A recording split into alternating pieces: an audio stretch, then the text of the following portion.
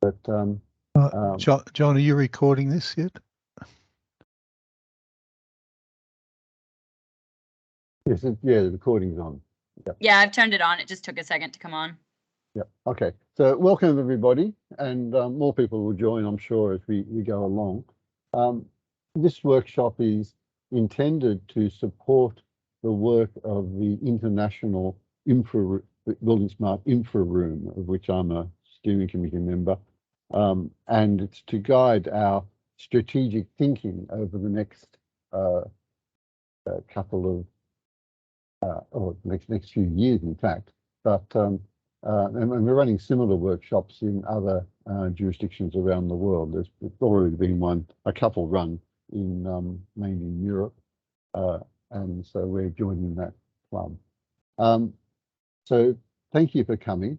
I've only allocated a 2-hour time frame for this because we don't have. I didn't want to try and tie people down for too long, but what that means is I'm going to be very draconian in the way in which I manage the discussion a little bit later on.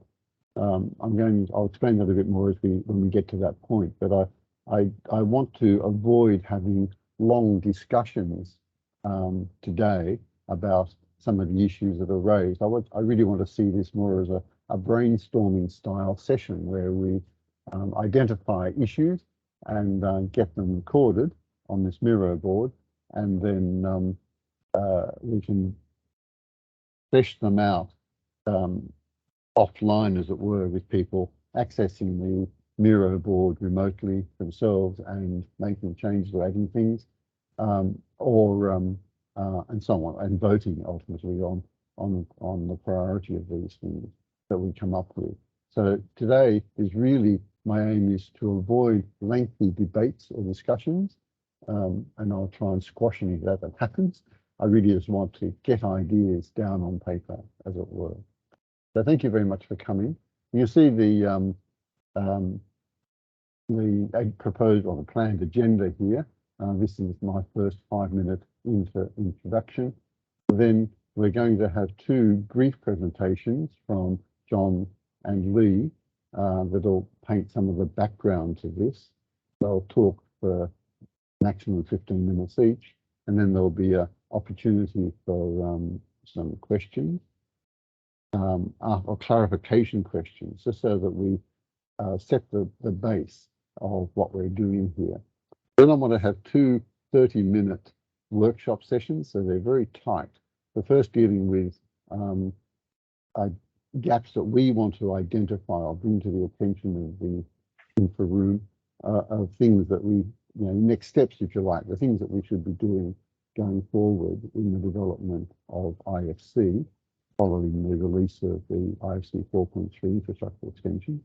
And then the second half-hour workshop will be then focusing on how this all applies to Australia and what we need to do locally, both as Building Smart but also as industry participants, how we can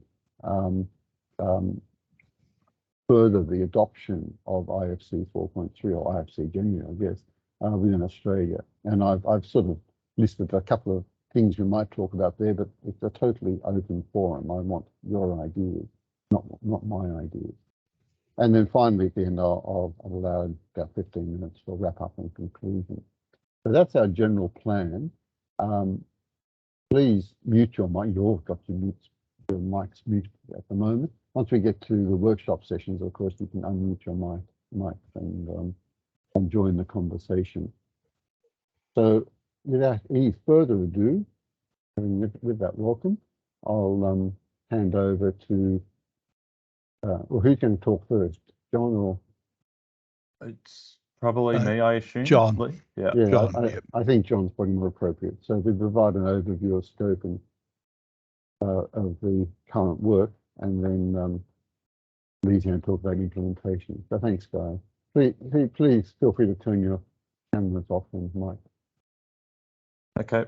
Thanks, Jim. Thanks for the organising this session. For those that don't know me, I'm John Mirtschin, based down in Victoria. Typically describe myself as a hybrid structural engineer / software developer. So I've been working with IFC, developing plugins for various tools for about the last 10 or 12 years. I'm going to talk quickly today. Hopefully you guys can see my screen. Let me know if not. I'm going to talk quickly today about what features were, added or highlight the features that were added to IFC 4.3 over the last 4 or 5 years. Just to give, I hope some of you will have some existing knowledge of this. Maybe some of you guys haven't actually looked at what the improvements were. So I'm just going to quickly work through what these key changes were, and then any discussions or questions afterwards, I can go into a little bit more detail if necessary. The IFC 4.3 was primarily broken down into 4 domain teams. 4.2 before that was bridge, and then we had sort of projects for road, rail, ports and waterways, and sort of infrastructure concepts that are common to those domains. And then at the moment, IFC tunnel project is advancing, and I think they're about to sort of start producing versions of the IFC 4.4 schema with further improvements for particularly in relating to tunnel projects. If I quickly go through some of these improvements, then for those you know, IFC previously has been heavily focused on building projects. And so what these project teams have introduced to the schema is concepts and relationships and attributes that relate to aspects of the project for infrastructure projects. So introducing concepts to capture or convey geotechnical and terrain information, which might include boreholes, geomodels, geoslices, or stratums. How you identify or add property sets. There are many property sets and quantities that were introduced, not just the classification, but how do you identify pavements and courses and these sorts of aspects, particularly for road and rail projects, ballast and things like that. How do you actually identify properly earthwork structures like cut and fill works required for a road or a railway? How do you actually identify soil reinforcement requirements? And alignment's certainly a key part of infrastructure projects, road, rail, or distribution networks and things like that. So that, a lot of work or refinement into actually how we nominate alignments within an IFC project. In the railway domain, particularly sort of the classifications that were introduced or added, including track or the track domain, telecommunications domain, signalling domain, or energy domain. And how you break your project down into systems or groups and spatial hierarchy. In the road domain, there was concepts for classifying or identifying facilities or sub-facilities, in particular things like highways and carriageways, bike paths, footpaths, interchanges, intersections, street furniture, signs, utilities, and paved surfaces. So these are some of the key classifications or properties and quantities introduced for the road domain. Ports and waterways domain, again, classification of complexes or facilities for ports, terminals, mariners, yards, docks, wharfs, quays, anchorages, etc. And at a product level, how you can identify vehicles, cranes, doors or gates, bollards and mooring systems and things like that. So there's sort of the key list of classes and concepts introduced, particularly relating to that domain. If those that have studied IFC as a data model will know it uses an object-oriented approach with inheritance. And so, yeah, the effectively facility was a concept that was introduced in IFC 4.1 or 4.2. And then so you have the classes for roads and railways and bridges and things inheriting from parent classes, and then also adding attributes like predefined types, which is sort of internationally agreed common classification or refinement of identifying of sort of what a marine facility might be, as I mentioned before, for being a port or a quay or breakwater or alternatives. If you want to have a quick look at sort of other predefined types for the other domains, then or facility parts, then a railway can be broken down into sort of longitudinal or lateral components for spatial hierarchy about how you locate a product or an element or a system. Bridges sort of broken down into sort of common structural systems that define the bridge, or roads broken again down into plazas or reserves, sidewalks, crossings, islands, shoulder, etc., etc. So again, sort of a bit of a list of the different predefined types nominated for these particular sub-facilities. Georeferencing is an important part of a project, infrastructure project, how you can locate that project within a projected coordinate system like GDA or MGA. So again, that's been in IFC 4. It hasn't changed. It might be refined a little bit further, I think, or for the tunnel project at the present. Surfaces or tins have been in IFC, or tins in particular introduced in IFC 4.1, but how you serialize surfaces is certainly a key part of infrastructure projects. Alignments, as I mentioned, managed as a series of projections similar to Land XML or the formats used in proprietary software, where you'll store a horizontal alignment. One of the improvements particularly relevant to Australia is the introduction of cubic transitions that Lee and I fought fairly hard for, so that we can use Transport for New South Wales cubic transitions.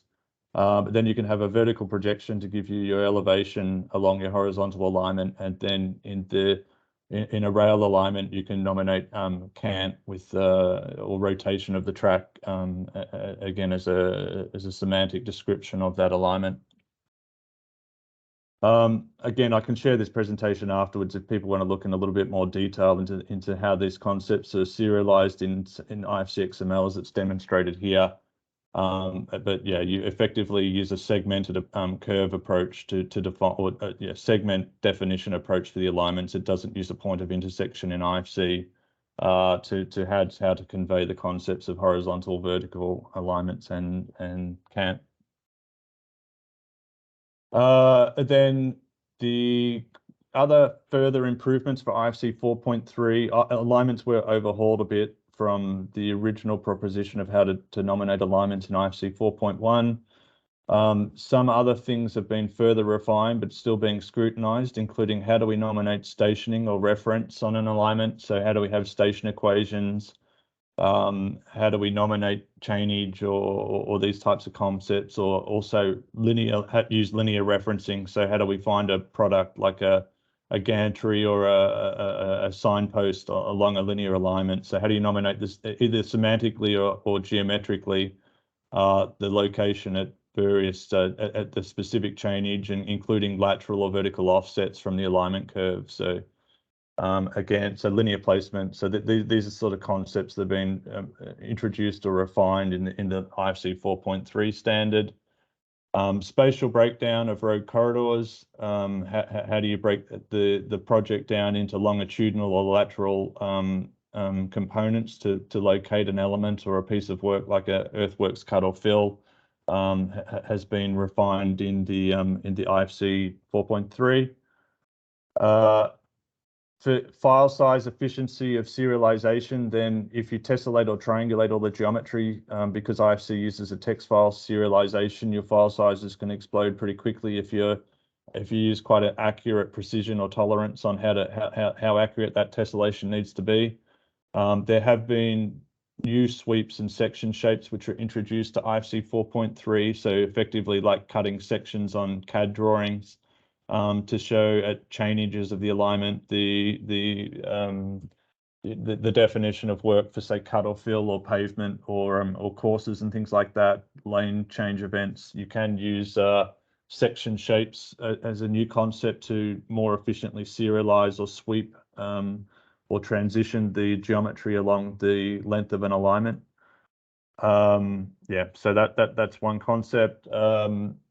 Other concepts that have been improved or refined are geotechnical. I mentioned before about how you can capture digitally at least borehole locations or the report on interpretations of borehole investigations and things like that, how you can nominate or classify the materials that were identified, the depth, and there's some various properties about capping and lining and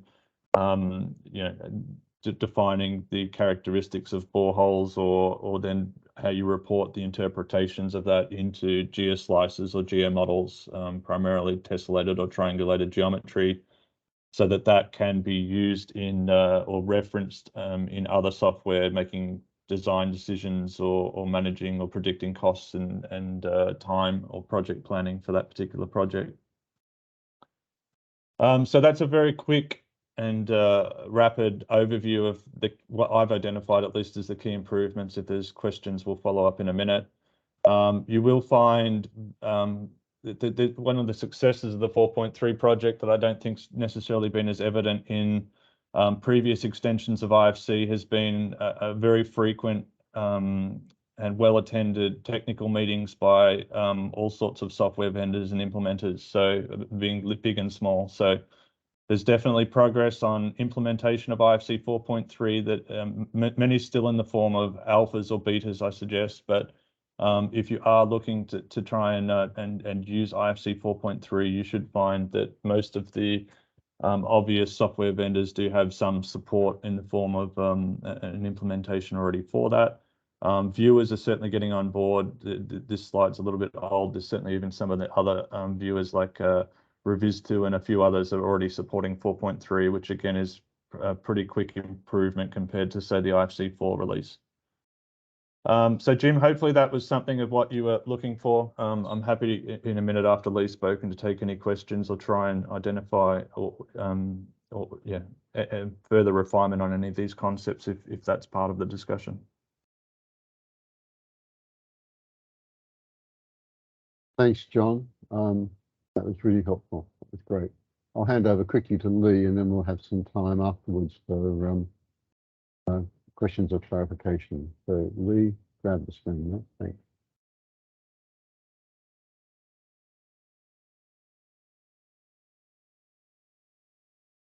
First, I should turn on my volume. Yes, my name's Lee Gregory. I'm the Managing Director of 12D Solutions. I'm also a Director of Building Smart Australia. I've been involved in trying to implement IFC for civil engineering, and you would have seen on John's diagram that it started very early on. So with 4X1, which was in about 2015, 2016, and continuing on now to 4X3. So I'm going to talk about some of the software implementation issues. John's already gave great cover of what sort of things are in there. I'll say how it's actually been happening and how the various vendors such as ourselves have been involved. If you look at the latest IFC 4X3 documentation, it actually talks about them forward, but basically it's a standard and solutions for infrastructure and buildings. So they realize here that vertical is buildings, and then you have infrastructure, it's a civil infrastructure, which is more horizontal. Also, though, says it's through the entire project and asset life cycle. So it's stated here that it will go from the very beginning to the very end of a project. Basically, this is a massive undertaking which totally dwarfs any efforts required for IFC 2X3. Hence, it's why it's been going on for quite a long while. As far as the implementers are concerned, there's actually been two levels of implementers. So I'll just go through so you have an idea of how it all fits together. We have companies who are providing libraries to read and write IFC 4X3. So that's their main purpose, to provide libraries that other people can use to read and write data. And there's really three of them who have been mainly involved there. RFD, which is Peter Bonsma. Open Design Alliance, which is a group of about 2,500 people who've put in money to do things like reading and writing DWG, DGN, and so on. And they made a commitment to support all the IFC, including IFC 4X3, and Geometry Gym, which John was just speaking then, who've also been working on it. So these provide libraries, and then you have the software vendors. Now, most of them now are reading libraries, and usually from these three people, to read and write IFC 4X3. There may be some who are doing their own readers or writers, but most of them now come down to using one of these three, or maybe both, two or three of them. And people say ACCA from US BIM is their product. They're the most complete one I've seen, actually, of IFC 4X3. Ourselves, 12D, Autodesk, Bentley, Trimble, is one of the survey people, and a lot more others as well. So most of these software vendors are using one of the products or more than one of the products above to actually produce their read and write their IFC 4X3. So if you're talking about implementers, in some way it's just those three who are doing the libraries. Then there's two types of products that have been implementing IFC 4x3. You have the architectural software. These are the ones where IFC 2x3 was adequate for them. It handled most of the things they wanted and a few extra things they needed added. And there's certain things about these types of people. They were basically architectural. They were looking at vertical buildings. So when we say buildings, we mean vertical buildings and not just building something. They usually had a limited horizontal extent. So but a kilometre would be a huge building site. So usually much more limited to that. They basically worked in flat Earth. Basically what you had is an origin somewhere, 0, 0, 0, and you use just X, Y, Z coordinates from there, which were considered to be orthogonal to each other. And what we call ground meters. The meters you tend to draw when you get a tape measure, they're ground meters. And for setting out, they used a orthogonal grid of X and Y for setting out buildings and things. So that was a fairly traditional thing that was for 2x3 was based on. And there was this spatial structure, which you talked about. You had a site, then you had a building within inside that site, and then a floor and so on. So it's very well set up that you could pull data out very easily.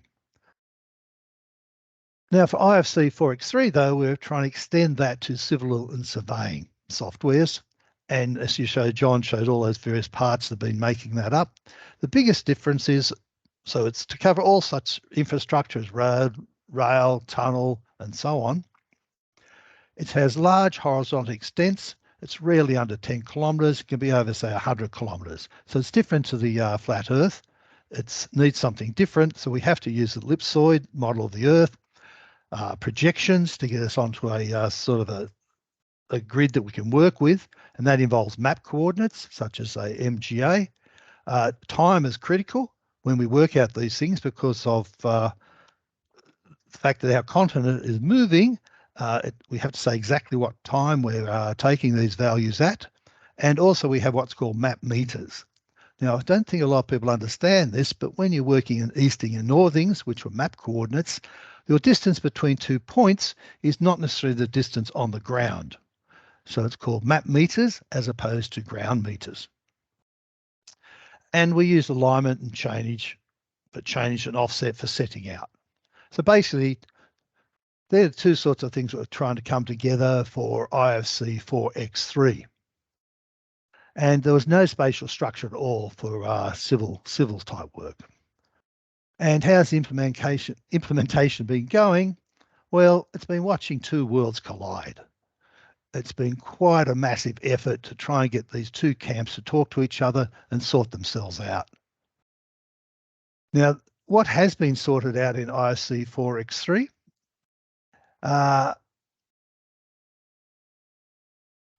To be sorted out, I moved my things around. The relationship between these local engineering coordinates, which are flat Earth and projections. This is referred to as georeferencing, and it's how to embed a flat Earth object into a civil project.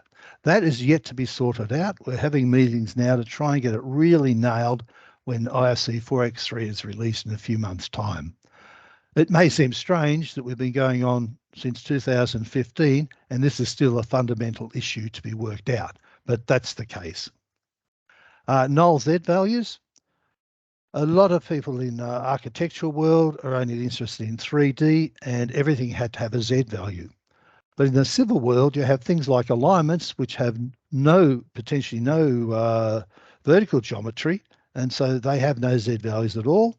And surveyors are often picking up information where they do not want to give it a Z value because someone may interpret it and use it. An example of that is even cadastral data. If you ever get lot boundaries and things like that, they usually have no Z values at all. So that's something that's totally has to be sorted out. How's that going to work in architectural packages, which tend to expect everything to have an X, Y, and a Z? Pipe justification. This may seem simple to most of us, and if you're, say, locators picking up pipes, you'll be picking up the top of a pipe. But most things in IFC, when we have pipes, say, have a centre. They're just down the centre of a pipe. And we can always take a pipe that's top of the pipe and then move it or change it and get the axial definition. That's all right, except we need to know that when the data was originally picked up, it was the top of the pipe. So that's super important because you're often guessing at what the diameter of the pipe will be. And it's totally different to change the diameter of the pipe when you're at the top of the pipe because everything is down below it. Or if you're using axial definition and you change the pipe will then stick up higher than it did before. So any clash detection, everything else needs to know exactly what your pipe justification was originally. So if you made modifications to the data, you didn't totally get the pipe wrong. And that's still to be sorted out. There are things called property sets, which basically are sets of attributes, and some of these come defined in IFC. Now, they're called P sets, as opposed to property sets, which are arbitrary ones that you can make up. So they are still sorting out the property sets or P sets that are actually defined in IFC 4x3. Why these are important is because they have definitions for names of all the attributes in these P sets. First, the name of the P set, then what all the attributes are in there, their names, and then what their values have to be. So they're well defined, so no one else can change them. You know exactly what they are. So they're still being sorted out for IFC 4x3.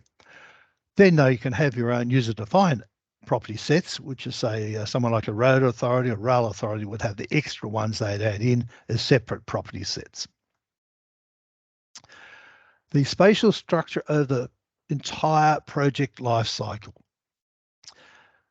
IFC 4x3 is supposed to do the entire project life cycle. Spatial structure tended to be for buildings and things where it was very exact, and even the work that's been done tend to talk of a road or something that's already been totally designed. So that's all very good, but when you start off at the very early stages of a project, in the initial stages, a lot of these things are not quite so clear. So how does this spatial structure change over the project life cycle? Because a lot of people say, well, it should be fixed for the whole project. And I'm not certain how that happens when you don't exactly know where things are. So that's still something that has to be sorted out. The dynamism of a civil project. This is, again, something that's not quite understood. When you start a building, you get your footings, all that, and the building goes up. It's very rarely you move a wall or say, oh, I'm going to move these windows elsewhere. It's not a good thing to do. But when you have a road, and even a railway line, but more specifically a road, it changes all the time. You don't actually know what's the soil and things underneath you until you've dug the last bit of earth for the road. So you're always changing it, moving around a bit, depending what things you find. And even in the early stage, your road may go over like a 40-kilometre square till they work out exactly where the road's going to be. So standard IFC did not really cater for that. They wanted just an item which had a strange number, and then you're supposed to say if that changes and things like that. But for a civil project, the road moves around all the time, and even as construction starts, they still keep modifying the road. So this dynamism, I don't think, has really been sorted out in IFC 4x3 at this stage. Not part of IFC itself, but it's still very important to be worked out, is this classification. There's various classifications, and John mentioned some, but there's also what we call these uniclass or omniclass, which for most of the objects have a set number. And from that, you can work out exactly what it is independently of the IFC. Uniclass tends to be in Europe and other places, and omniclass is from the US, I think. Uniclass, Transport for New South Wales, so they're going to work with uniclass, and had very little in there for civil. But they've been working with the people who look after uniclass to add civil objects into it. So that classification is still going on. And there could be other classifications as well, but I think it'll be either uniclass or omniclass. Hopefully in Australia, it'll just be one. Level of details in civil. This is a thorny issue. The idea of level of details, you always get this little picture that, well, at one stage, you just have a box. And then later on, you might have a bit of a chair, an outline of a chair. Then further on, you get down to all the parts of a chair. Yep, all very nice. But in civil engineering, it's a little bit different. With heights are critical over large distances. So your pavement has to be plus or minus 2.5 millimetres in height that you're allowed over the whole length of the road. Water has to run downhill. So before you can even put lots of things in like your drainage and that, you have to know very, very carefully what the road looks like and its surface level before you can do your drainage. So as much as you can have a drainage pit that's just a little rectangle, for placing it, you need a very good model of the road. So level of detail, it's not quite as simple as a chair and a nice little box around it. Before you can actually put your drainage in, you need a high level of detail for your actual, say, your road surface. But then it's going to keep changing all the time. Also for clash detection models, you don't model things for clash detection in civil as actually what they necessarily are. For example, you might have a wire fence or on the edge of your road, and you might be looking at that for sight distance. Well, you could model it with all sorts of things or even guardrails down to the nth degree. But when you're doing sight distance, you never really know where those poles are going to be when the thing's constructed. So you usually just want a rectangle down there. So it doesn't matter where you are, you can see it. Or if you're looking to see about clash detection with the footings of guardrails, you don't want it modeled so you have where every guardrail footing is, because you don't know where they're going to be built. That happens more on site at the time of construction. So you want a rectangular box under the ground to show what it is for clash detection. So even in a highly detailed model, level of detail, you still want some objects that are not modeled to the nth degree. Another difference that's a bit different to buildings. And then the level of information, this is just the extra attributes and things you want. Again, that's to be sorted out by the various authorities who want the data. So there are still a few items to be sorted out for IFC, but the success is that they do have alignments. They've been down there since 2016. They've changed a bit, but they're there. We do have TINs, which is what everyone wants for civil. We do have string lines. I'll use the word string lines because overseas strings tend to be thought of just as some XYZ characters, and they do exist, and you can have vertex attributes, string line attributes, and segment attributes. Their property sets. Strange enough, these could have been supported in IFC 2. So the thing's been there for a long time. Map coordinates, eastings and northings, you can have it. Orthometric heights, which we have, and large horizontal distances. So all those things are in 4x3. There's just a few things to be sorted out on some issues. The good thing about IFC 4x3, it'll provide a standardized way of providing most civil data. So you should be much more assured of getting data out, which is in text format that can be archived and brought back, and most packages better then read it way into the future. Thanks. Back to you, Jim. Yes, thank you. I'm fumbling from my mouse. Thank you very much, both Lee and John. They were both two excellent presentations. I'm glad we've got them both digitally and recorded. There's now, in the next 10 minutes, or up to 10 minutes, I'm inviting any questions that you may want to ask about for clarification. So yes, please put your hand up and go for it. So thank you, Adam, go for it. Yeah, thanks, Jim. So first one's for John, actually. You talked about spatial domains, but then I noticed on the slide there's also a concept called systems domains. I'm not familiar with that one. So do you mind just explaining that? So systems are effectively typically functional groups. So again, I apologize because my background's building, so I tend to use buildings examples. Maybe Lee will jump in, but yeah, it's like a foundation system or a drainage system, like a stormwater drainage system, or utilities, pressure like water supply or something like that. So you can have a spatial breakdown or hierarchy of the model as just sort of how do I locate a sign which is in, at intersection X of corridor Y of roadway or freeway M1 or whatever, something like that as a spatial hierarchy or location. but then you could have a stormwater drainage which might span over various spatial things, so you can group or assemble products or components into a group like a system as a functional sense. I don't know if anyone agrees or disagrees with that explanation, but that's how I'd try and explain it. And can you have systems across multiple assets domains, if that makes sense? So in a true functional sense? Yeah, so and systems can be aggregated or nested, so you can have systems of systems, and so you can have quite a complex hierarchy or breakdown as well. Yes, I think the answer to that is yes. Yeah, I think that's actually one of the things I was going to raise. So yeah, thanks. I'll elaborate maybe in the workshops why I'm asking that question.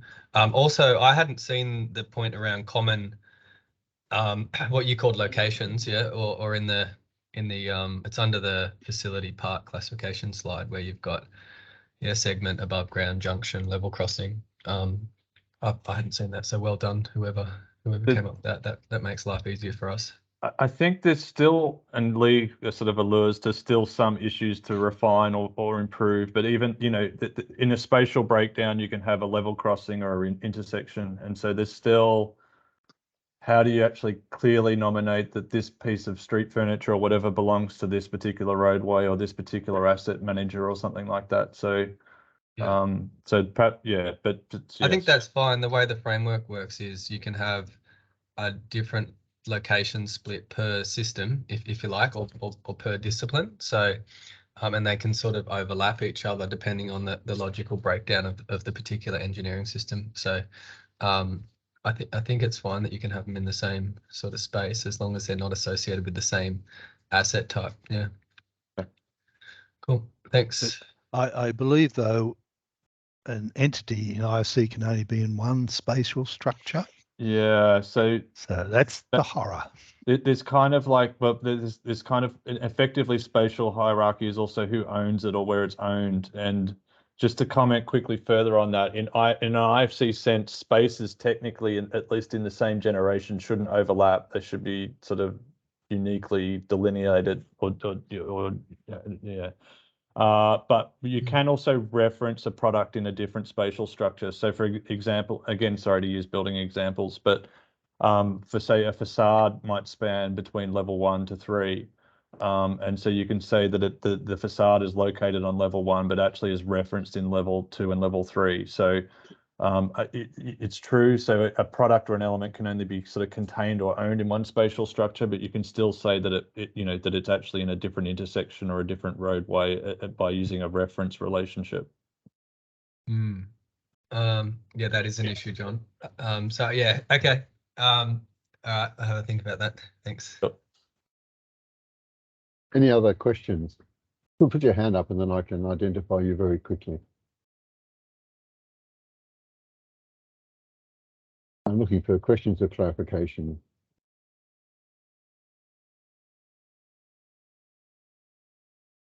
Can't see anyone jumping in. One other quick one from me then. Can you have multiple cubics in the same file or multiple spiral, whatever they're called? You could have a mix of transitions, so you can have an alignment which might, and I don't know that this is typically done. Lee, sorry, I should let you answer perhaps. Yes, you can have a mixture. Each transition can be different. Okay. Inside an alignment, I've actually never seen a road authority say that you can have more of a mix. It does happen in software, and I don't know if the alignment, the actual authorities should allow it, but that's up to your own authority to say which transitions you allow and can they be mixed. I guess perhaps if it's a road renovation, like a change of alignment, maybe a legacy part of the road might have cubics and new parts might have quathoids or something. So whether you break that alignment then down into the different times they were constructed maybe, but so certainly you can mix and match if that was appropriate. That's it from me. No, Lee, I don't know if you saw there was some text discussion about transitions and things as well while you were speaking. So. Oh.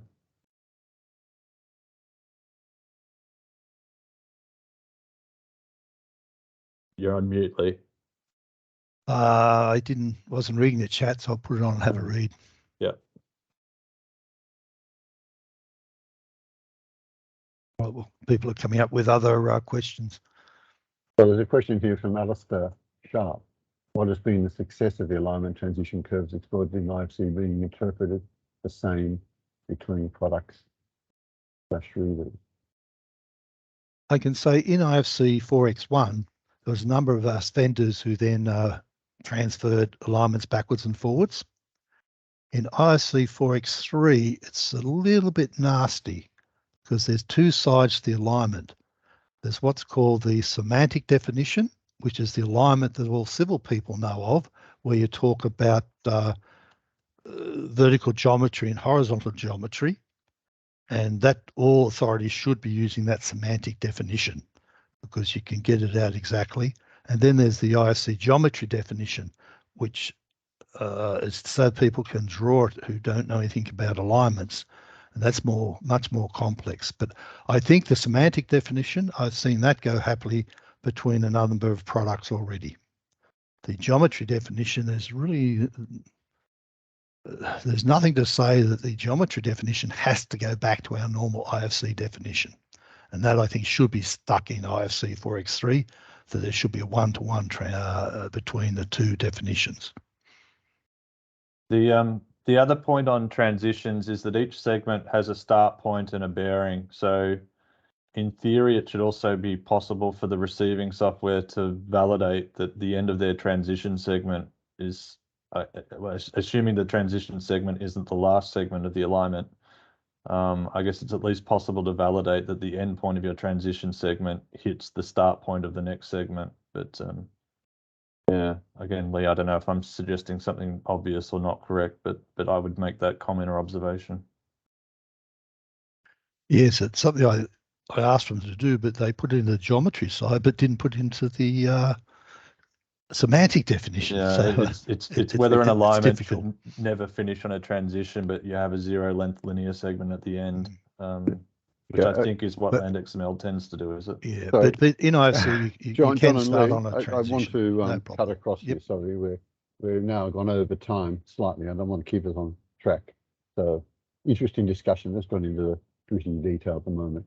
I'm also going to ignore Neil's question. What is a cubic transition? Do one of you have a 2-sentence explanation of that for Neil? Oh, actually, sorry. And Adam's already responded, so I might leave that one. Yeah, it's just a curve transition you have to use for transport for New South Wales. And the other question that's come up in the chat is, will these slides be available? And the answer is yes. So we'll get back to that. Okay, thank you, guys. I hope that was helpful. It certainly created a good starting point for our conversation now.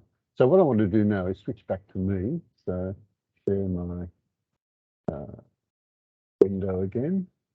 So now I want to have 2 quick workshop sessions. And I said at the beginning, and I want to reiterate it now because it's really quite important. And that is that, I trust you can all see my screen. We're going to, I don't want us to get bogged down in discussion. I've deliberately kept this workshop to 2 hours, and people mocked me. They're saying that we're just not going to do it because you'll find that you won't get past the first issue that's raised. I want us to limit what we say. I don't want us to enter into any sort of discussion about these things. I want us to focus on getting the information, the ideas on the table. Because afterwards, after this workshop, I plan to give you all access to this Miro board, which is up on the screen at the moment. You'll be able to go in there and add information, add comments, and ultimately to prioritize things. So we'll talk about that process at the end. So let me quickly jump onto the next board. So perhaps you can all see that. I'm going to make it bigger, drag it down. So I've got 2 tables here. I want to spend the next half hour, and I've already wasted 5 minutes of it, talking about identifying gaps in the current IFC 4.3 extensions. And I wanted to do that by quickly noting an idea or an issue here and the person who's raised it, we won't fill in the comment frame at the moment unless it really seems appropriate at the time. But I'm inviting you to put your hand up, throw an idea or an issue into the mix. We're going to record it and then go from there without trying to get into too much deep discussion at the moment.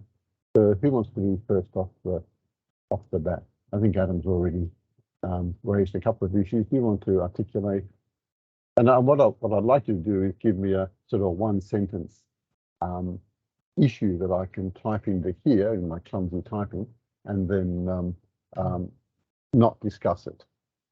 So Adam, do you want to add anything?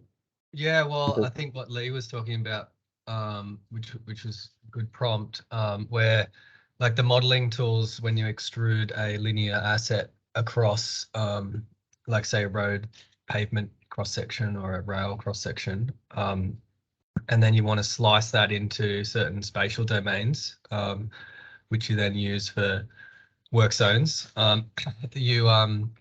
The object in the model is continuous, sort of like the facade example. I just think of linear infrastructure as buildings lying down on their side, so I don't think they're too dissimilar, John. But I think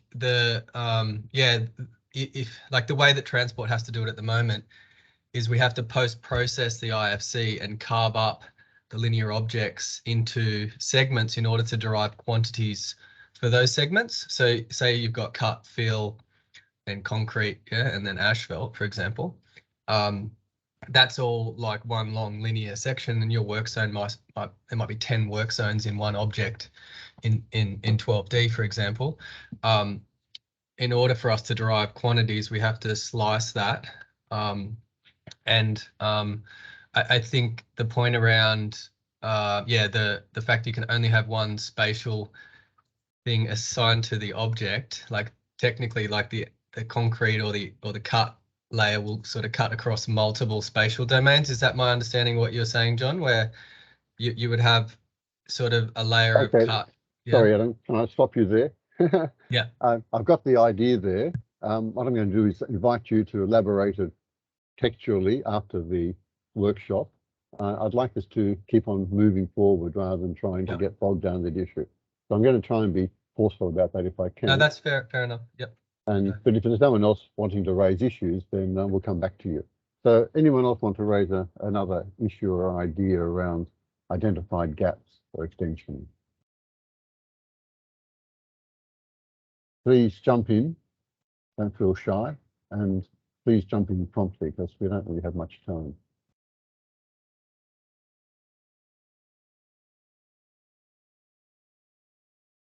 Are there is anything from the presentation, strictly by John, I guess, raise concerns in your mind about things that are missing? Or are there whole domains that you feel strongly about or to be explored by Building Smart?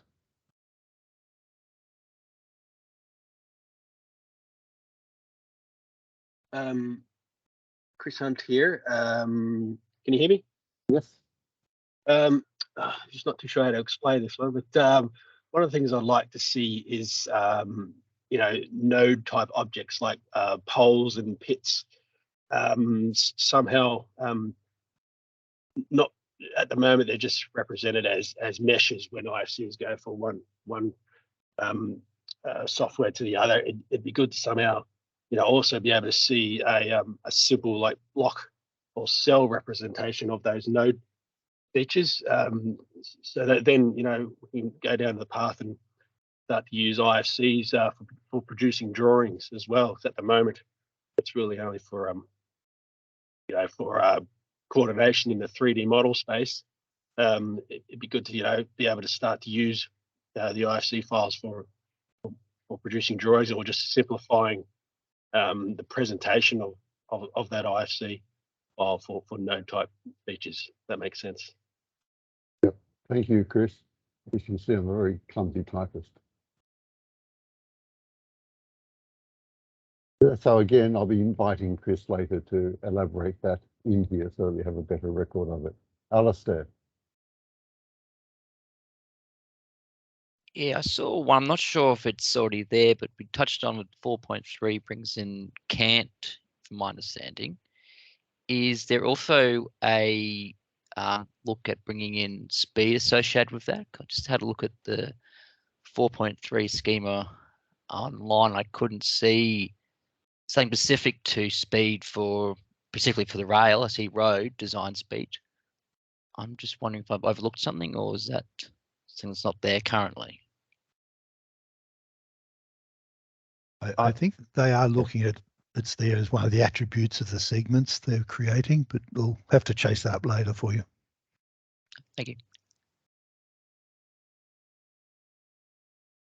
Thanks, Alistair.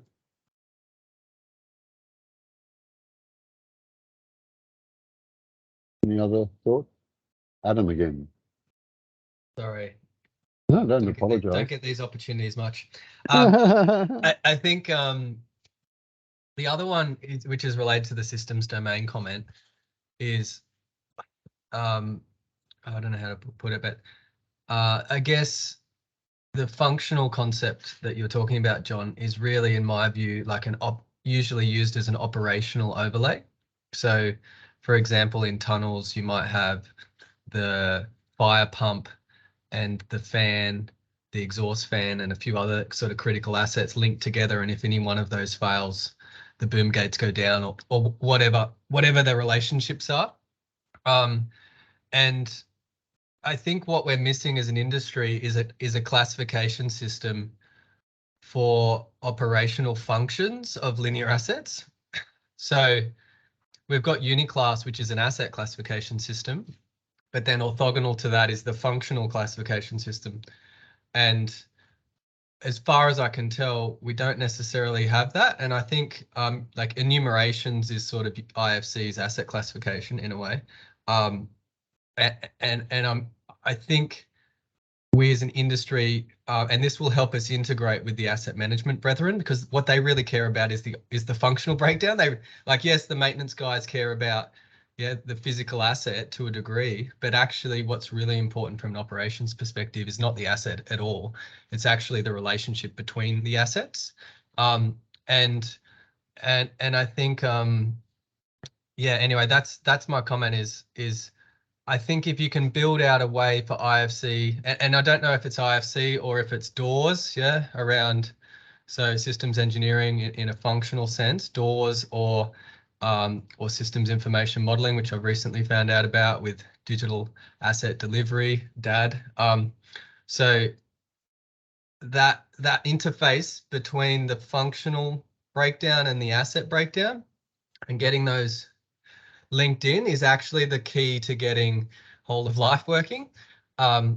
So I don't know what role IFC plays in that, but that was what stood out to me when you said systems domain is, there's the relationship between doors and IFC, and how do we standardize that interaction like you've done with enumeration and asset classification? Anyway, that's where my head's at. Yeah. Thanks, Adam. Any others? We're down to 6 minutes. Alistair. I'll spell your name correctly this time. That's all right. Thank you. Just another one I'm taking a look is that stationing there. Does the IFC 4.4 times 3, does that include equalities or KM adjustments in the stations?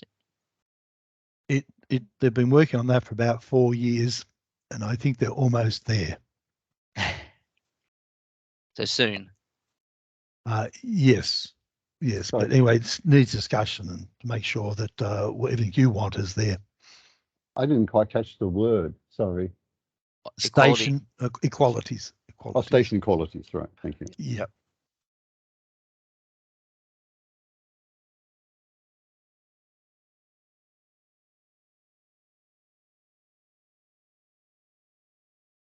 Anything else?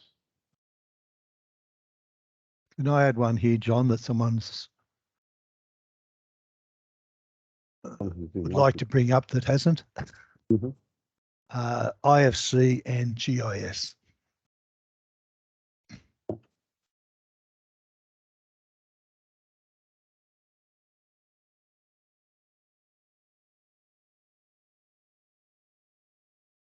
a lot of discussion about that, as you're all aware. But,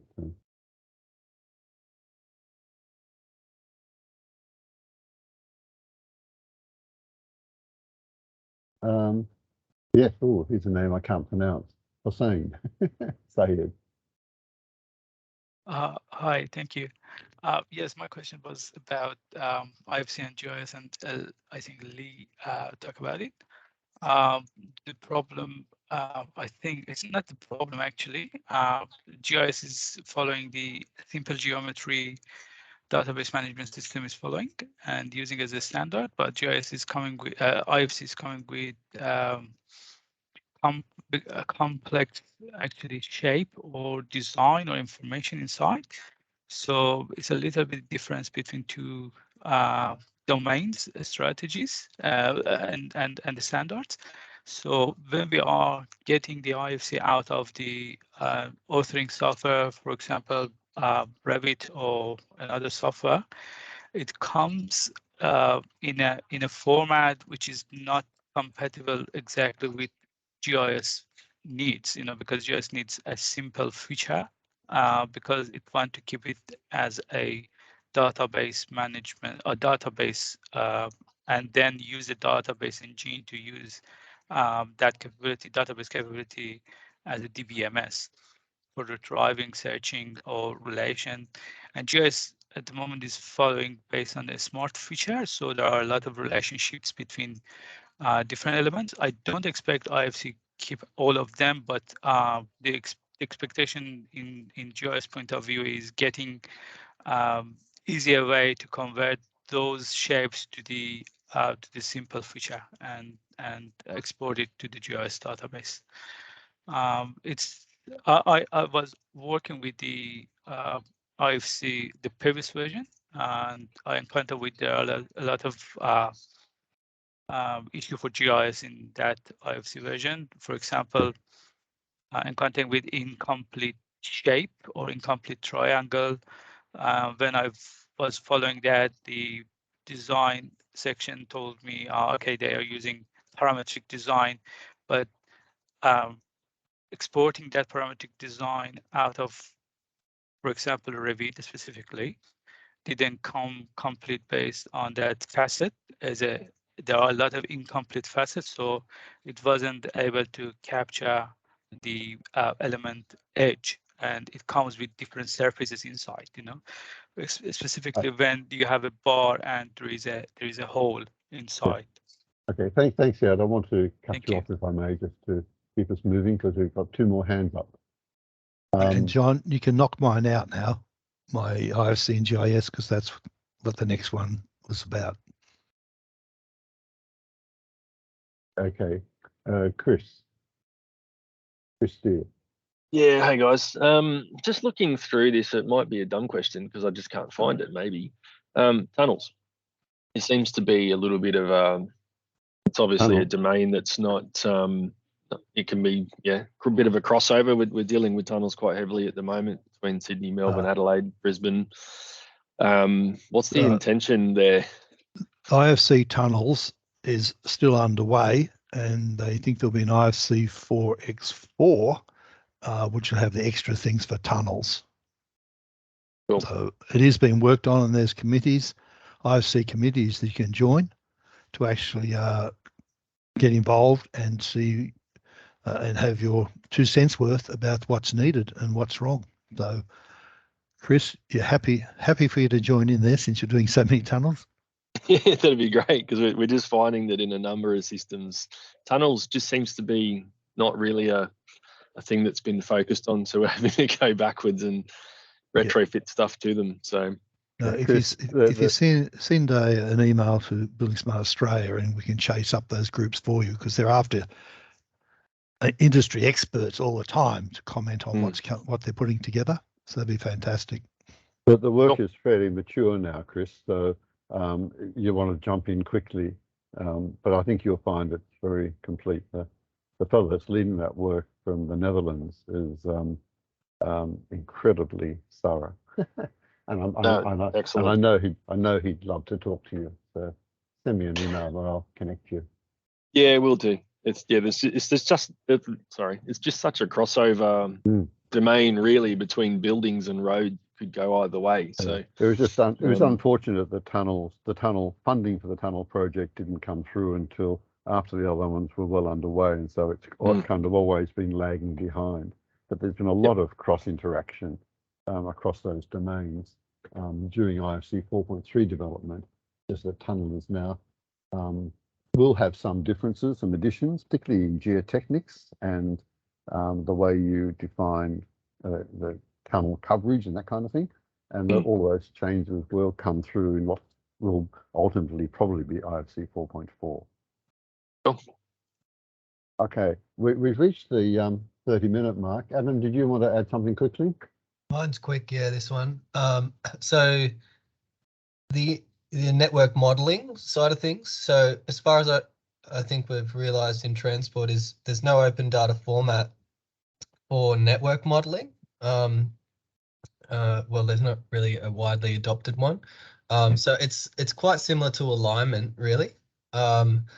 But the node link model, yeah, which has travel time between the nodes, speeds, etc., assigned with it, that topological model, and the interface between IFC, in particular around intersections, is the issue. But yeah, we can talk about that later. Beautiful, thanks, Adam. Any others? I'd like you to move on to the next. I mean, that's been really useful, and they're all good ideas. And I don't want to stop the conversation necessarily. If there are other things that you wish to add, then let me know, and we can have the conversation further offline. Chris, you've still got your hand up. Do you want to add something? No, I'll put it down. Sorry. That's all right. I forgive you. Okay, thank you, guys. I want to move on to the second topic. So just navigate to the second table. This fella. Close that off. And zoom in a bit. Oops.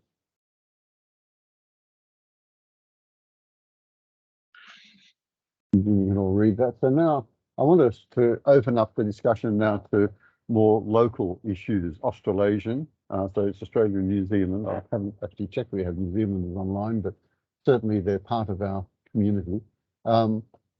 And around adoption, and just hear your thoughts on the opportunities, challenges, benefits, how we might locally work as a Building Smart chapter to encourage the wider adoption of IFC 4.3. So again, I want to keep comments to the minimum, just so we can get them all documented, and throw the floor open for your suggestions. Who wants to kick this one off?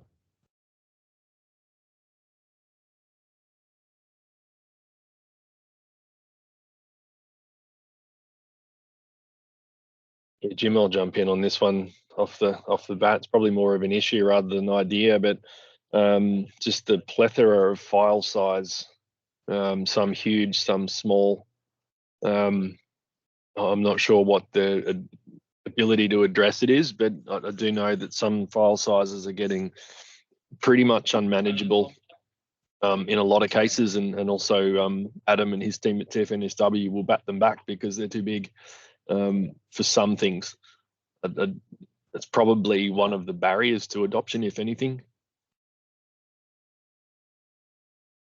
Yeah, I think John and I have talked about that in the past around specific geometry types for particular assets, Chris, is where we need to get to, I think, is the solution. So I can't remember what all the names are, John, maybe you can jump in, but there's like swept area solid and triangulated surface and yeah, all of those things. So the issue is actually, and we do have some discussions happening offline on this around, for particular enumerations, you can only use certain geometry types, because if you use the wrong geometry type, particularly triangulated surface on a large linear asset, the file size just balloons out. So it's actually in the software vendors and their implementation, which we're working on.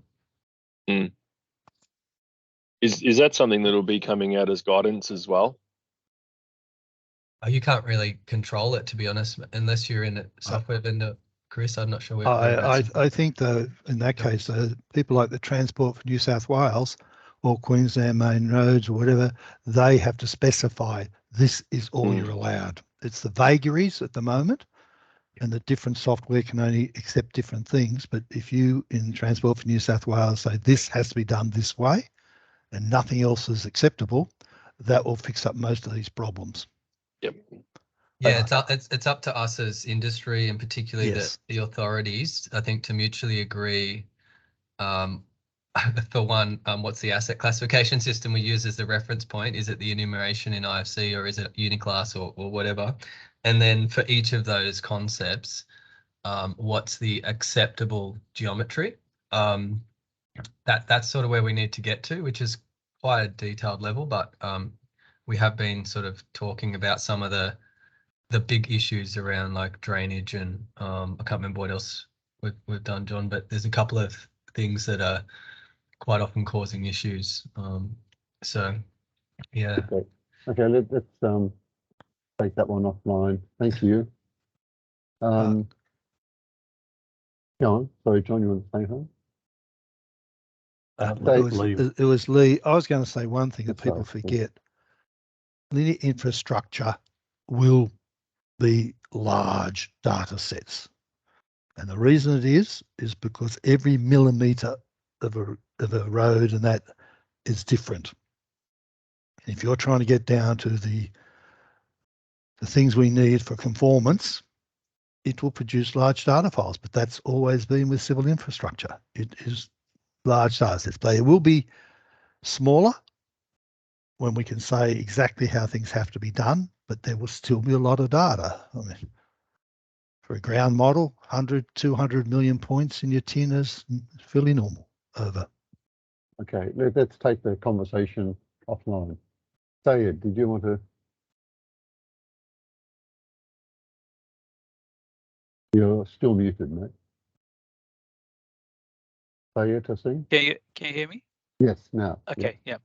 I think the major barrier for adoption, not only IFC 4.3, the whole IFC extension, is low knowledge of the user to export the clean IFC. For example, I have this experience out of similar or out of one authoring software. I've got two different IFC schema because it has been set up in a configuration with a different perspective or different aspect of it, because different two different persons set up that configuration and just export it, because user only goes to the native software and export it to the IFC. And the other problem is when I'm referring to document, reading the document, it's very complex. It's not coming very easy reading for a person who doesn't have, for example, enough experience in IFC schema understanding. And the other issue is if you're adding, as a designer, if you're adding some information, for example, a tag, an ID, user ID, or anything for that object or element, it cannot come consistently on one level. It goes to the nested level. And every time I did, for example, for converting, I have to search it in different classes. I don't know if it comes with the IFC schema, or it has been, for example, it has been wrongly set up in exporting out of the native software. But I can classify this kind of gap or this kind of problem, low knowledge of the user, a normal user or operator, and less simple documentation, access to the simple documentation. Thank you. Okay, thank you very much. Thanks, Sayed. Noted. Scott. Hi, thanks, Jim. Hi, everyone. I think a real issue at the moment is the how objects are grouped into assemblies or not grouped into assemblies. So sometimes an object like a street light, which has a certain level of metadata attached to it for use, is made up of maybe 15 or 16 pieces of geometry. And all of that data is applied 15 or 16 times. So I think the conversation about how objects get created, and it may be a software issue or it may be a modeling issue, I think needs to be explored. So we get, and I think this will help to address the large file size issue as well. It's a partial factor in that. Okay, yes, thank you. John. Hi, everyone. Look, just an overview of Chris and Said's issues. It just highlights the need to have a national approach to this. So if we've got, I think, good collaboration between Transport for New South Wales and TMR, for example, in the road space. But what are the rest of the Australian agencies doing in that area? I don't know if Ross Guppy is on the call, but what are the results of their digital engineering guide project, and how does that impact what we're discussing here today? Ross, do you want to I'm on the call. If you want me to jump in. Very, very, very quickly. Let's keep the comments brief. Look, just very quickly, we're at 80% with the guide at this point, working towards 100%. So that's where we're at. It's not complete yet. Yeah.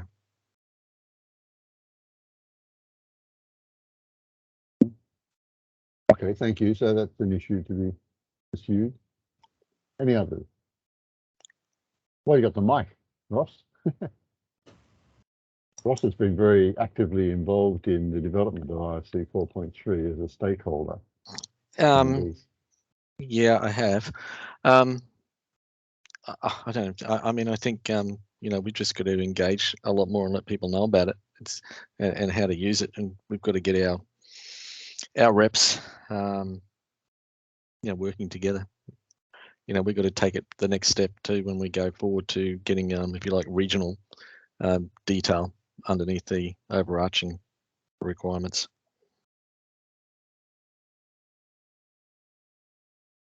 I'll put Ross on the spot there. I noticed. John, have you still got another issue you want to raise? You should have your hand up. John Mitchell. Nope, that's all right. Chris Hunt.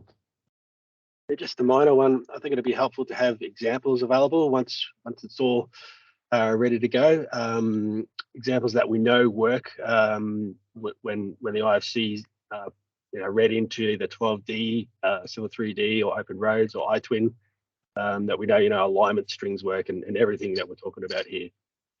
And that would be very helpful. Yeah, that's some kind of national repository for those things. Yep, thanks. Any others? It's Lee here. I had my hand up, but it was going to be the same thing, that IFC is the most complicated system that I've ever seen in my life, and there's no way any man on earth will read it and understand it apart from about 10 people in the world. So I think having examples and the authorities saying exactly what people have to see in the file is super critical, because no one will be able to read that standard and make any sense of it. And so if an authority wants data, then they need to sit down and say exactly what it should be. Otherwise, we see that's the problem now. No one says, they just say, I want a BIM model. Absolutely meaningless. And you've got to, until you've been given a standard to follow, it won't go anywhere. And that basically has to have lots of examples of exactly how each entity has to be in the file that you're going to receive. I think it's true. Yeah, I think it's true to say that Building Smart International are working on that with the notion of model view definitions and what's the other one? IDS. IDS, yeah. Yeah. Yep. And IDSs are meant to be the more sort of project level, industry level, accessible way of defining requirements, but MVDs is a more technical way of doing it. But that's something which does certainly need more discussion, and we can contribute to that locally.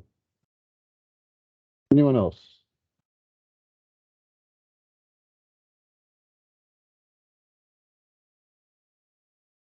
Don't be shy. I scared you all off by saying there's homework. If you put your hand up and make something, you got to come in later and elaborate it.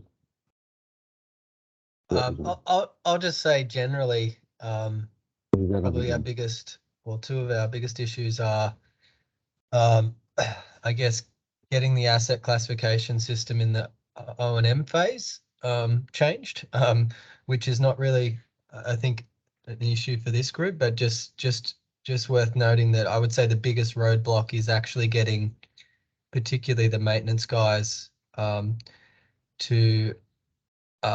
understand the difference between a location and an asset, probably, to be specific.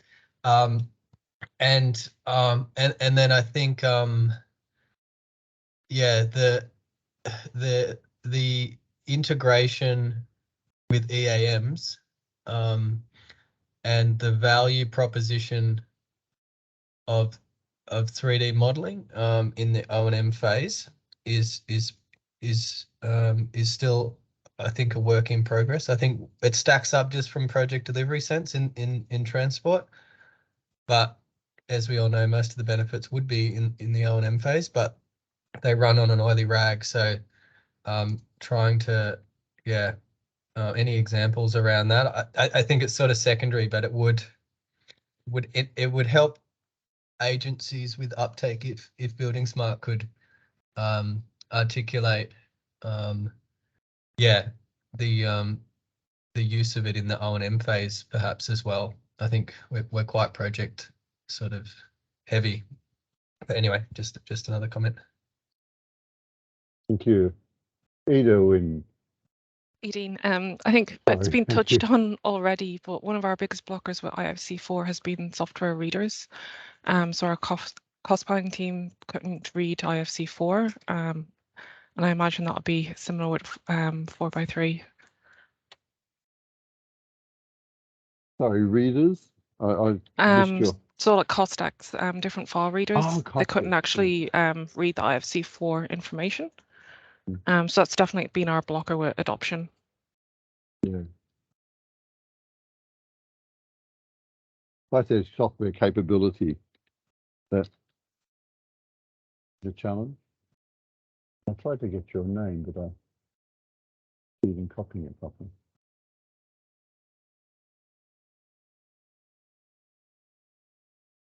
Yes. Thank you. Any others? 10.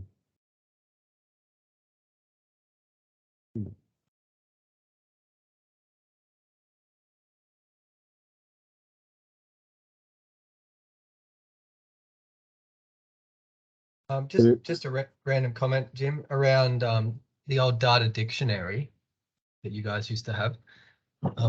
Just a thought around that. What's happening with the data dictionary stuff?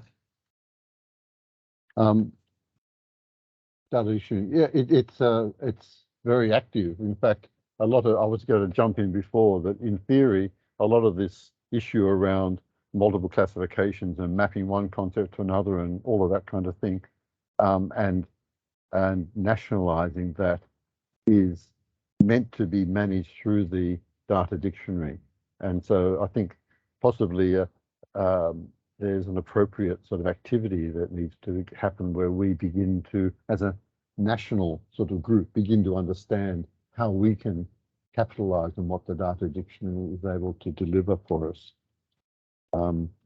Because it is there, it's been modernized, so it's been revamped from the way it was a year or two ago, and it's meant to be, well, it is much more flexible. The other useful tool which we ought to get our head around, and I might just add it myself here, is there's a case-based case management tool which IFC Building Smart now support that allows us to define use cases. I should put use cases.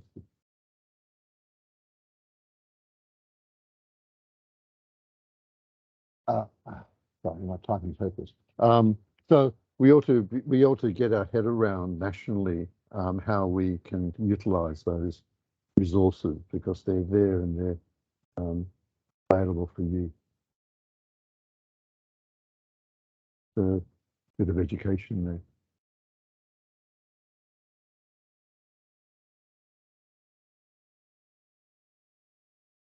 there. Successful. Yeah, 'cause I think the primary classification, like we've had discussions in the past about the fact the data dictionary needs a primary key for everyone ideally to map to. I think that is the IFC enumerations, perhaps, yeah. And then mapping uniclass to that, but then also like the cost comment around like ICMS and International Cost Management System and things like that. Just getting them all into that tool could help people understand the interfaces between the different softwares as well. Yeah, I don't know how recently you've looked at the data dictionary, but some of that work has been done, but I haven't been following it personally myself. Yeah, I haven't looked at it. We need to add it to our list. Scott, thank you. Okay, seeing the conversations going broad and wide, it seems as though a lot of client requirements are documented in Word or PDF documents, which make it hard to transfer that information or data into models to then be able to check and validate it for exchanges. So there needs to be, dare I say, digital briefing tools that could, the information could be brought into validation tools to ease that vast transfer of information. Just think of an Australian standard. Well, it might have some diagrams and black lines and black words on a page, but it's very difficult to kind of access that information. Or even the Building Code of Australia, and even when we talk about standards of any sort. So just to transfer that, have it in a form that can be digitally accessed far better. Thanks, Scott. Lee.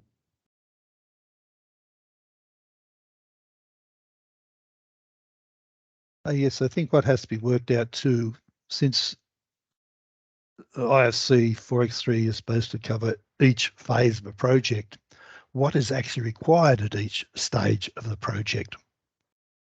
Because I know there's a lot of information that people may want down at the end that you wouldn't need at the very beginning. And even at the design stage, you need stuff often down to millimetre accuracy, but when it goes to the maintenance people, most maintenance people don't even care what it looks like. They just want a location and some attributes about it. So do you see that as a national issue or an international challenge? It's an international challenge, because what's happening is most of the work's been concentrated on exactly what an asset will look at it's the end of its life, which is really complex.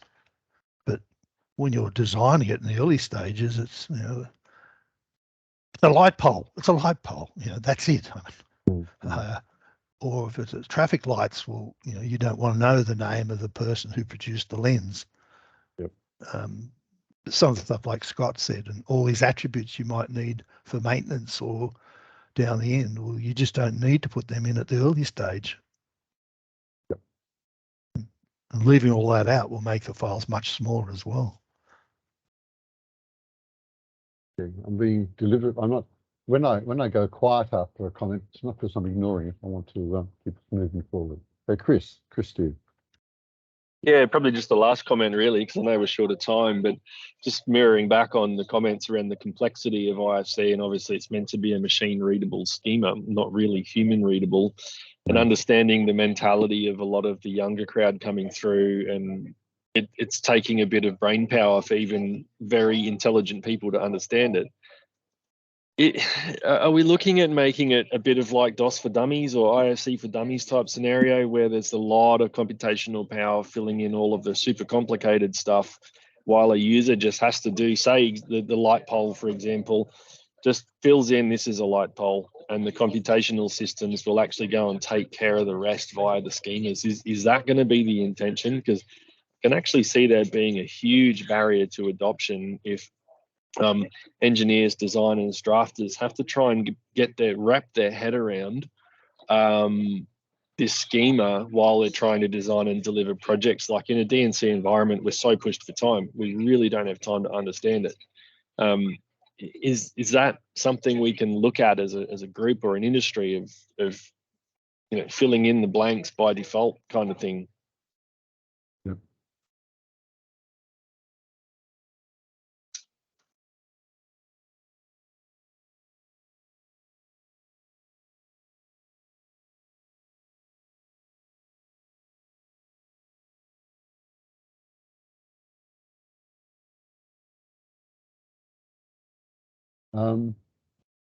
John.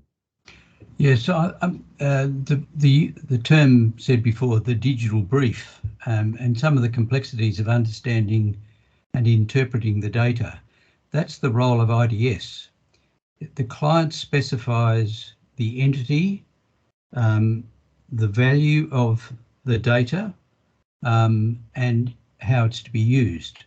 But it's a digital document, and it's both a tool for the client to be utterly precise and a device for the suppliers to be able to validate their model against the client brief. So IDS is coming along extremely well, and we have the potential of doing a project in the short term on it. And I think this would solve a lot of the topics that are being raised here. Thanks, John. So you're involved in an IDS project, are you, John? I'm an infrequent participant of Robin Drogamella is leading the international project, but it is proposed that we do a pilot here in Australia. And given the work in the survey group between Transport for New South Wales and TMR, it's a real opportunity to start trying to use it and seeing how it can be implemented much more widely. It's being used, or that conceptual system has been used by the Norwegian government for briefing of their facilities. They have a slightly different implementation, but it's the same concept. And there are several European projects starting to use it because it takes away so much complex understanding. Okay, thank you. There's so many activities that are going on in the background here. There's also the work that the Koreans have been doing on development of a digital exchange of model view definitions, which is sort of a more technical way of handling these transfers. And that also is something which will be a useful tool going forward. Okay, any other last minute comments? Down to 1 minute.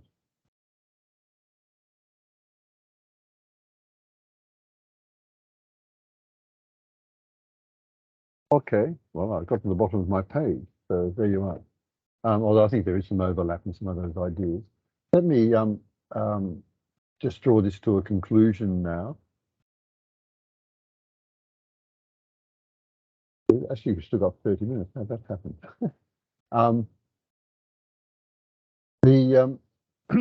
The first thing I want to say was just in respect to one of the, it hasn't really been said yet, but it's worth saying. that there's currently a lot of activity within ISO to adopt a IFC 4.3 as an ISO standard, and that activity is progressing strongly. There are challenges to it, just in because there's a need for much clearer documentation, and there's limitations in what's being done so far.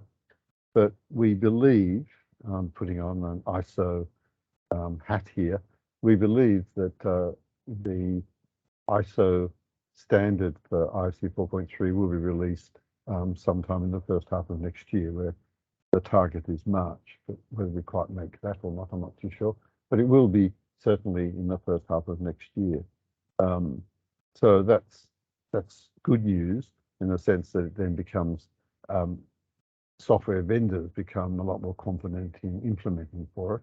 But that, as Lee has pointed out, that doesn't seem to have been stopping the software vendors from getting their teeth into IFC 4.3.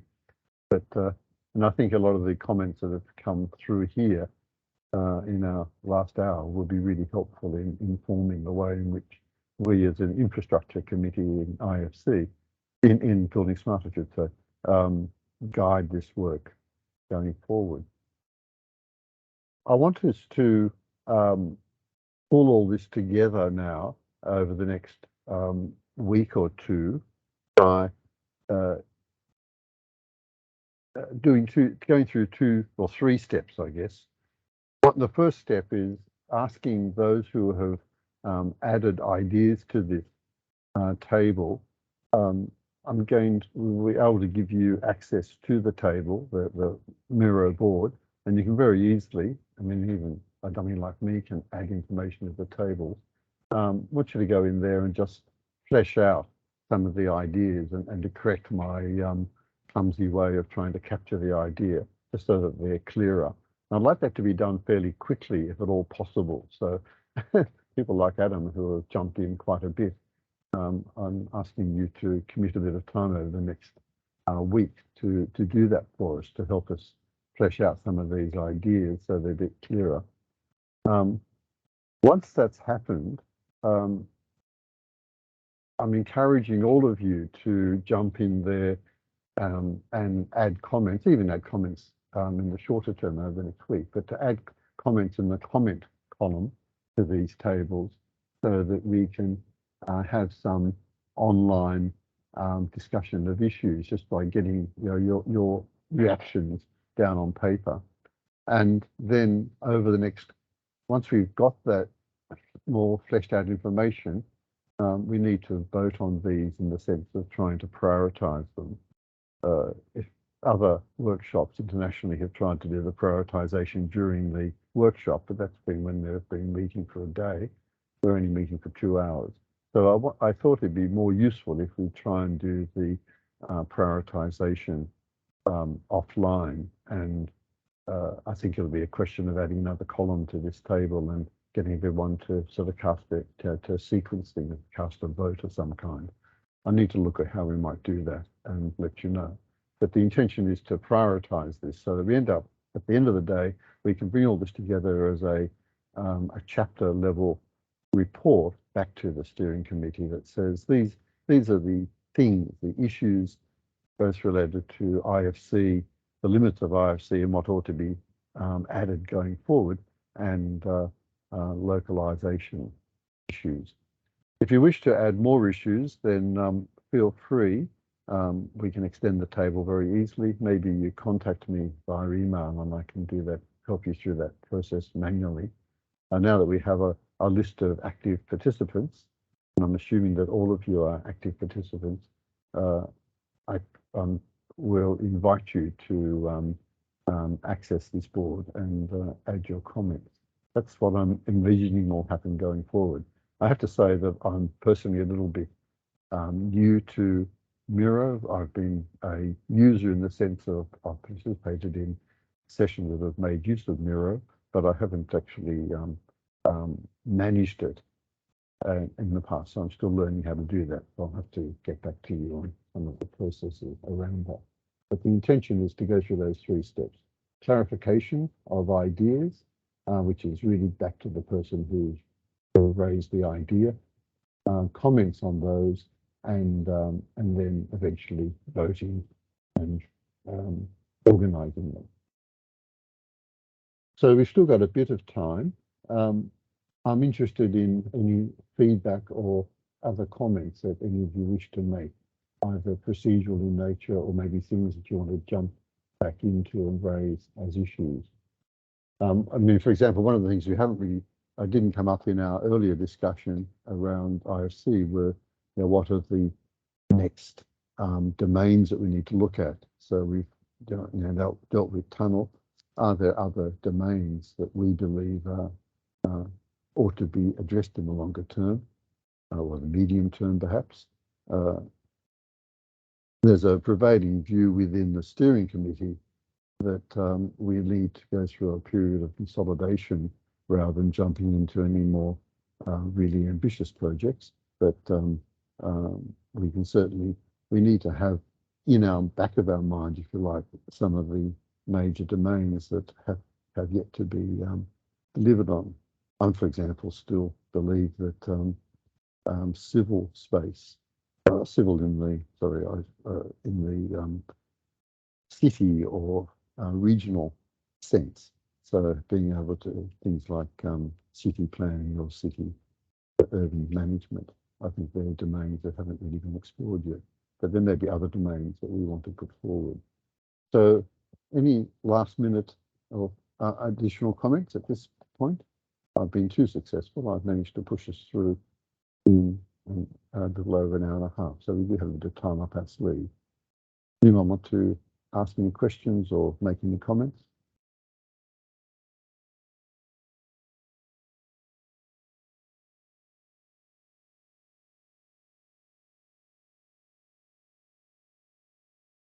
My only comment, if that's all right, Jim, is I forget who it was. I can't see down further around. I think it might have been Chris around the examples. Like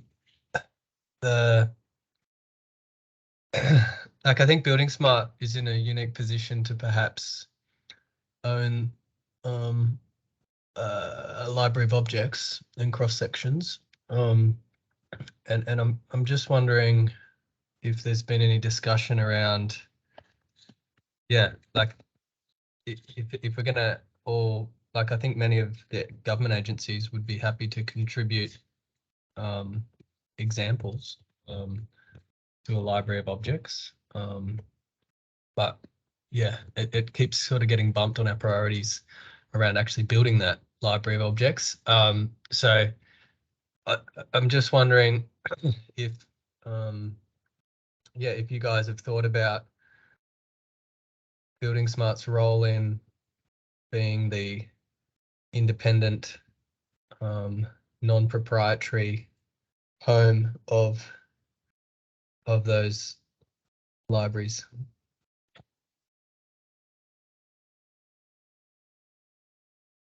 I don't quite know the answer to that. It's obviously a topic that sort of popped up, particularly in the building domain over many years. But it's kind of a big call, and the question becomes whether it should be to what extent that needs to be a national initiative or an international initiative. Mm. I don't know whether anyone who's been around, John, do you have any view on that, or others from Building Smart? Well, NetSpec also did quite a lot of work historically. They fostered a discussion on it. It eventually didn't come to much result, but for example, just on Adam's comment, ADAC, I've done a lot of work in asset management of civil and sort of open space objects that council manage. They're a clear target for a resource of objects in the, let's call it the civil space.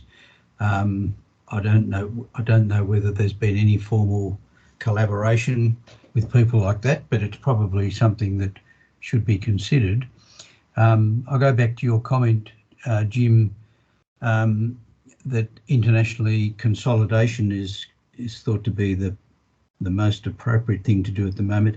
And I think that's the case here in Australia too.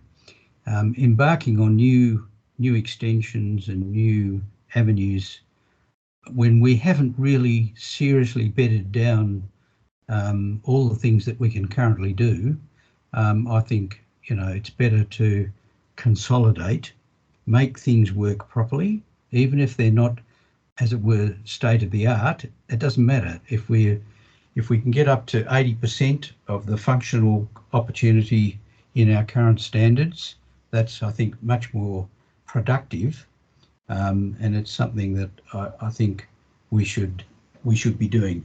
I do think we should be implementing and piloting IDS, because that is something that will help this process. It will improve the client's requirements to the industry.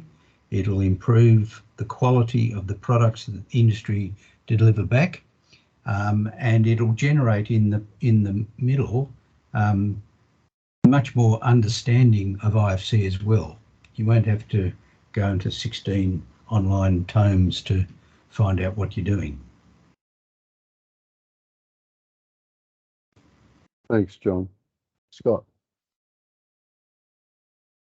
Hi there. Yeah, just to comment on the object of library of objects. It raises the challenge, which software do you support? Which version of the software do you support? And is there another way of representing the geometry and the data in an environment where people can actually source the objects they need for the software they're using in the version that they're after?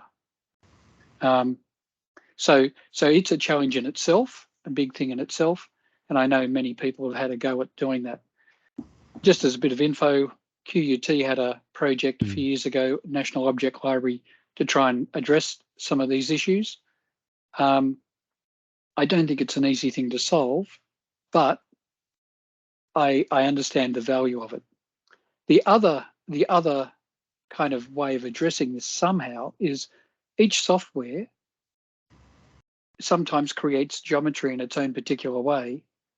Should we have, in a sense, a database of the metadata that can be then linked onto objects that people create in their own software? That could be the first step to actually get data consistency, metadata consistency, while we're worrying about the actual geometric representations. Yeah, so that's just a comment at the moment. I'd be happy for other people to make a comment.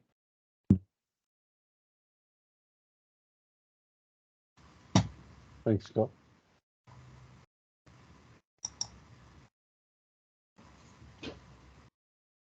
Just while there's a pause, I think the list of issues that Lee raised are very useful, and they'll certainly be fed back into Building Smart. I mean, I know Lee's already attempted that on several occasions, but they can push those issues. It's a great summary, I think.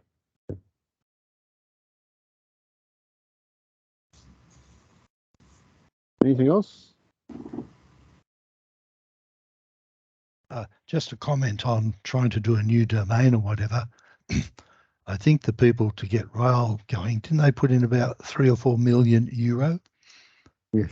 Yeah, so when we talk about domains and things like that, we're not talking chicken feed.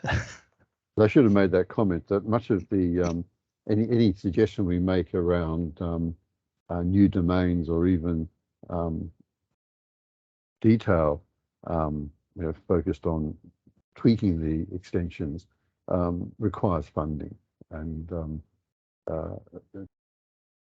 it's always it's easy to say we need this, this, and this, but someone's got to pay for it. It's got to be done, and can't always be done hugely with volunteers. So yes, Chris. Yeah, I think Lee might have answered the question for me. Is utilities in 4x3? Comms, power, water, gas. Look, yes, it's all in there because and there's simple objects to do it, like you've got a pipe and stuff like that. Yeah. So yeah, and again, a lot of it's just sitting down and saying exactly how it's going to be done. But lucky those things are more or less just round pipes or rectangular pipes. Yeah. And the other question was, it's about digital twins. Now you can see Victoria's got one, Traffic for New South Wales got one.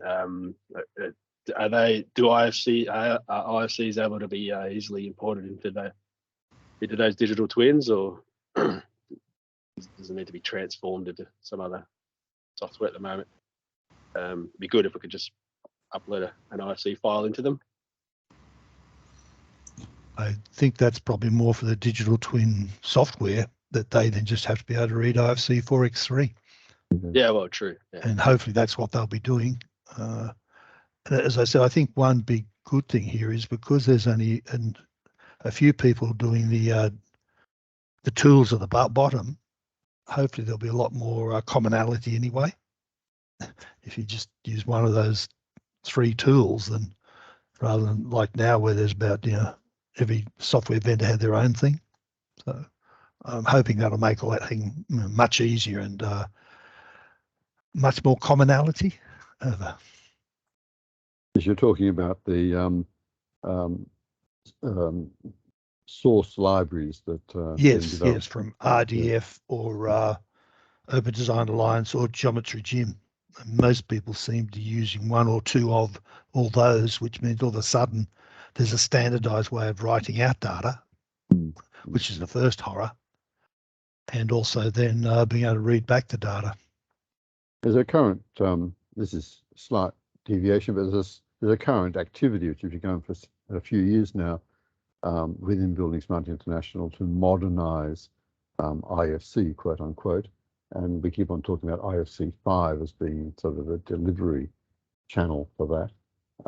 And it's still kind of in the distance. We haven't locked in a final delivery date for IFC 5.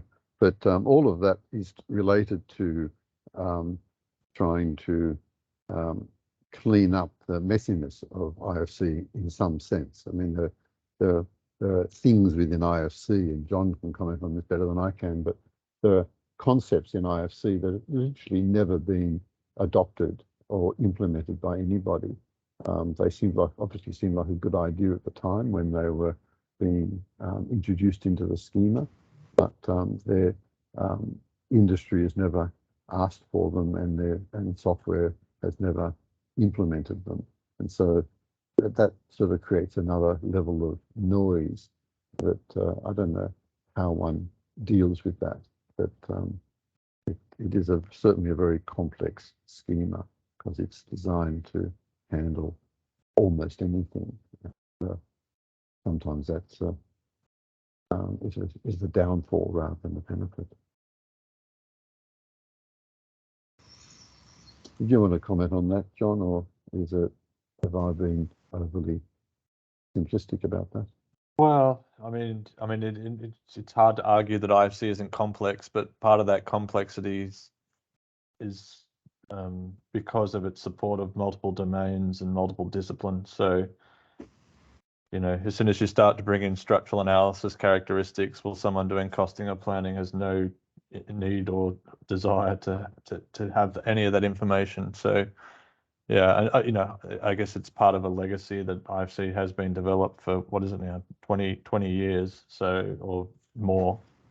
So there is some historic baggage that perhaps can be removed, but obviously also there are legacy uses of it. So I don't think it's going to be an easy task to understand exactly what has or hasn't been used. But it does seem to be a double-edged sword. IFC is head and shoulders because it supports multiple domains and disciplines above alternatives like Land XML or others, but then it does bring that additional complexity in that it's not just a sort of very specific or singular point of view on a concept. Okay, well, thank you very much. I think we probably should call it a day here unless anyone else wants to throw something in. Last chance. I presume that we've got all of your contact details, and we'll be able to be in touch with you shortly in the next week. And I will certainly act quickly to get everyone access to this board or to some other way of editing this information. So thank you very much, all of you, and thank you for those who listened. And I hope you gained something from hearing the conversation. And as I say, the communication channel is always open. So if you wake up tomorrow morning and think, oh, I should have said such and such, then don't hesitate to send me an email, and we can pick it up. You can find a way of adding it to the mix. But I thank you all for your contributions, and thank you for your time. Good work building Smart Oz. Yes. Thank you all. I think we'll close the meeting. Thanks, Jim. Right. See you. Yep. Bye. Bye, everyone. Bye. Thank you all.